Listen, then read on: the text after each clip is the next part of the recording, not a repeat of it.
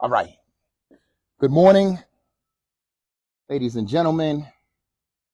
Good morning, media. Good morning to all of my supporters.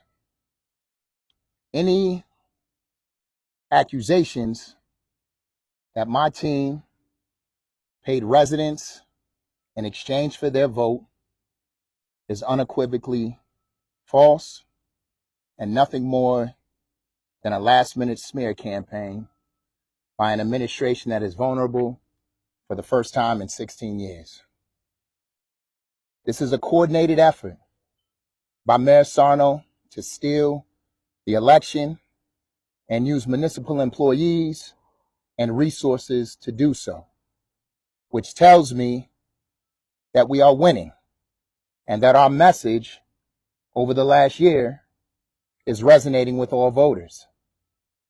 These accusations are not only insulting to our dedicated campaign supporters, but to all residents who are exercising their constitutional rights to vote against the establishment and alter the course of history.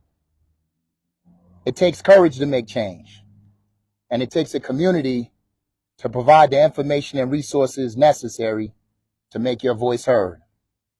This campaign is not a moment, but a movement that is inclusive of all of Springfield and fueled by a common desire for change. The foundation of this movement is built upon the issues that impact our residents most and that this current administration continues to run from. This is precisely why this movement will only get stronger over the remaining days and will encourage even more people to get out and vote on November 7th. These allegations are deliberately designed to distract voters who want answers from the current mayor as to why their taxes have gone up 8 out of the last 8 straight years and will go up again this year. Why after 16 years, they are still paying for a trash fee that was promised to be eliminated. Why their schools are failing our young people. Why are homicides at an all-time high. And why have their water bills increased 28% in the last 4 years. The assumption that if you are black, brown, or poor and decide to exercise your right to vote, that you are being paid in return is exactly why we are in desperate need of change. The use of municipal resources and employees, all of whom are hired and paid by the mayor to investigate allegations of voter fraud in a hotly contested race that he is running in, is flat out wrong. Then to top it off, the mayor and his administration leaked their biased investigation to the same news agency who endorsed him. And of course, they printed it. If Judge Payne is so insistent on investigating folks, then he ought to investigate why Comcast has a monopoly on broadband internet in this city. He ought to investigate why Mayor Sarno's campaign contributions are tied to the contracts the city doles out. He ought to investigate why Charlie Kingston, who almost went to jail under the Neal administration, is still getting 10% from every contract in the city and has earned the nickname 10% Charlie. He ought to investigate why the mayor let one of his biggest campaign donors, the Pignelli family, bully taxpayers into giving him $15 million to develop his Elm Street property when he doesn't need a dime of our money. He ought to investigate how the mayor has used $123.9 million of ARPA money to buy the election. He ought to investigate why the mayor gave $250,000 in ARPA money designed for outdoor dining to a business that doesn't even have a kitchen and whose owner serves on the planning board. He ought to investigate why $50,000 was given to the Stick Technology Park using ARPA funds when the mayor's chief of staff, Tom Ash, serves on the board. What he shouldn't be doing is investigating a candidate who has run a clean campaign against his boss and is poised to be the next mayor of Springfield. This last-minute desperation attempt at a Hail Mary will backfire and motivate the masses to come out in support of my candidacy on November 7th. The mayor thinks you will only vote if you are paid. Let's show him otherwise.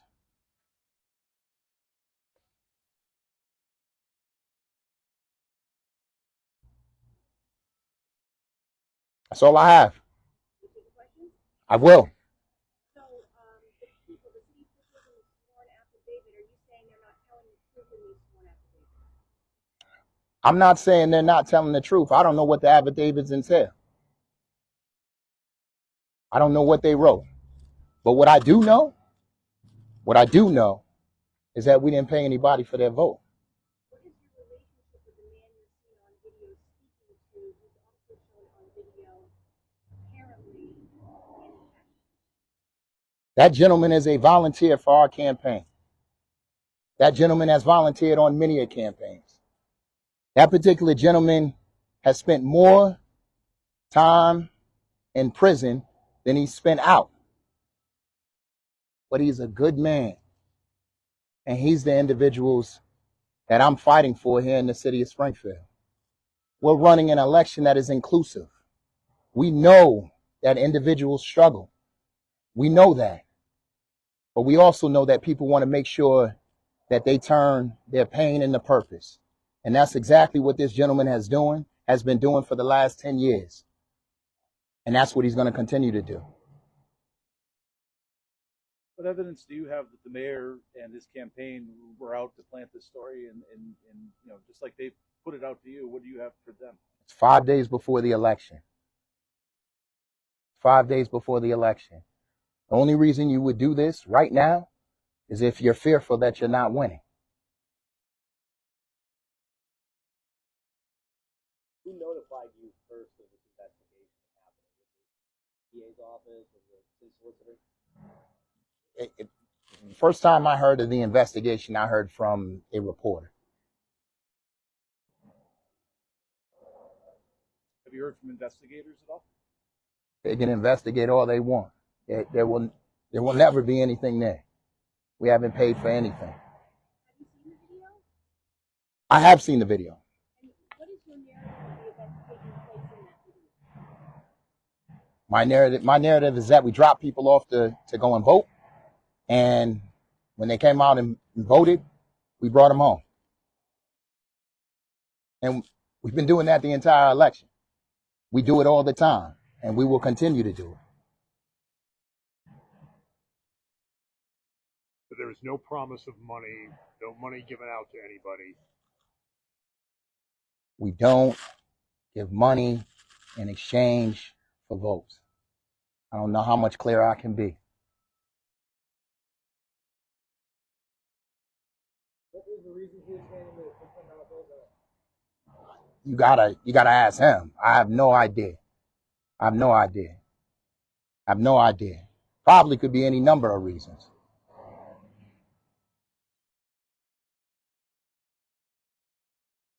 All right.